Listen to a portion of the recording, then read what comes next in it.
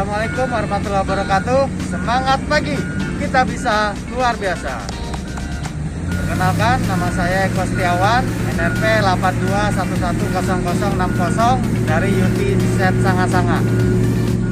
Sebelum melakukan pekerjaan, kita harus menyiapkan APD yang diwajibkan. Nah, diantaranya yaitu helm, kacamata, sarung tangan, set tisu, dan jangan lupa padlock serta masker di masa pandemi COVID-19 ini. Melakukan pekerjaan ada beberapa hal yang harus kita persiapkan, diantaranya yaitu dokumen, antara lain SOP manual, Smartbook, terus G4A untuk RNI, GSA, dan MAR BAPP. Nah, selain itu untuknya toolbox, terus ada recycle dan ebol, dan ada juga webbing sling, top fan, dan untuk spesialnya ada alignment ini untuk centering transmisi engine, dan untuk pendukungnya ada tali untuk guidance pada saat proses pengangkatan, dan potongan serta terpal untuk menghindari ceceran oli yang jatuh ke tanah. Sebelum melakukan pekerjaan, kemudian kita pastikan unit terparkir dalam kondisi yang aman. Lalu kita naikkan bezel. Setelah itu kita pasang lock pinnya. Lalu kita pasang wheel chock di tire depan dan di tire belakang. Setelah itu kita lakukan isolasi energi yang terdapat pada unit tersebut dengan cara mengoffkan mesin foto yang terdapat di unit. Lalu kita pasang padlock sebagai safety pada saat kita melakukan pekerjaan. Setelah unit sudah terparkir dengan kondisi yang aman, lalu kita rilis sisa-sisa pressure yang terdapat pada hydraulic tank dan transmisi, yaitu dengan cara mengendorkan secara perlahan capnya sampai sisa pressure itu habis. Kemudian kita siapkan juga terpal dan tampungan kita pasang di bawah transmisi. Lalu kita drain oli transmisi sebanyak 368 liter dan oli hidrolik sebanyak 270 liter. Setelah itu kita lepas mounting front drive shaft. Setelah terlepas, lalu kita angkat front drive shaftnya. Nah, kemudian kita lepas juga mounting rear drive shaft yang terhubung ke kopling pada transmisi. Kita lepas mounting boltnya. Setelah dilepas, lalu kita congkel menggunakan bar sampai jok pada rear shaft sudah terlepas dari koplingnya. Setelah itu kita lepas bottom guard yang di bawah transmisi. Sebelum melakukan pelepasan hose atau tube pada area pompa, kita lakukan marking pada komponen itu untuk mempermudahkan kita nanti pada saat pemasangan kembali. Kemudian kita lepas clamp wearing dan wearing connector yang terdapat pada transmisi bagian atas. Nah, kemudian kita lepas hose yang menuju ke breather juga. Kemudian kita lepas hose dan piping yang terhubung ke pompa.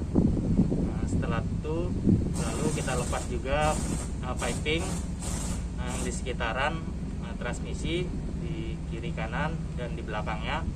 Setelah terlepas, lalu kita kendorkan mounting transmisi dan kita lepas. Lalu kita pasang leading sling atau rantai 4 posisi depan belakang. Lalu persiapkan untuk melakukan pengangkatan. Pada saat melakukan pengangkatan, pastikan semua connection hose atau tube piping sudah lepas semua dan tidak ada yang masih menyangkut pada transmisi.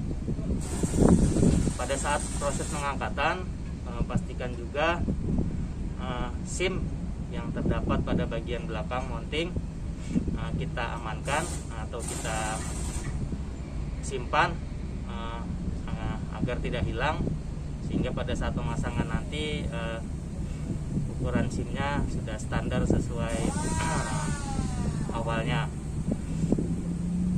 Dan juga untuk hos-hos dan tube yang kita lepas tadi kita bungkus, kita pastikan bersih dari kotoran sehingga aman. Untuk berat transmisi include pompa itu sekitar 2,6 mm. Setelah terangkat, lalu kita dudukkan pada stand yang telah disediakan. Lanjut ke proses pemasangan transmisi. Kita angkat transmisinya, lalu kita posisikan transmisi pada mountingnya. Setelah itu kita pasang SIM yang kita amankan pada proses pelepasan tadi kembali ke posisinya masing-masing, yaitu pada bagian belakang dengan ukurannya ukuran standar sekitar 2 mili persisinya. Setelah itu kita dudukkan dan kita pasang mounting transmisinya ke bracketnya. Setelah terpasang, kemudian kita lakukan alignment atau centering pada transmisi ke engine, yaitu dengan menggunakan tool centering tool, di mana toolnya kita pasang pada kopling yang terdapat pada engine dan pada input kopling di transmisi. Kita pasang lalu kita kencangkan top, kemudian kita mainkan sliding toolnya, itu apakah bertemu antara tool yang kita pasang di engine dan di transmisinya, itu harus masuk dan bergerak secara smooth. Untuk ukurannya dia tidak boleh lebih dari 3 mm. Apabila lebih dari 3 mm atau kurang, itu bisa kita adjust dengan menambah SIM yang terdapat pada bagian belakang mounting transmisi tersebut.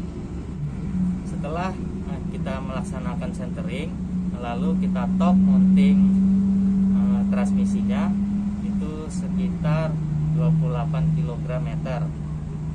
Setelah kita top, lalu kita completed hose tube atau piping yang terdapat pada pompa dan transmisi.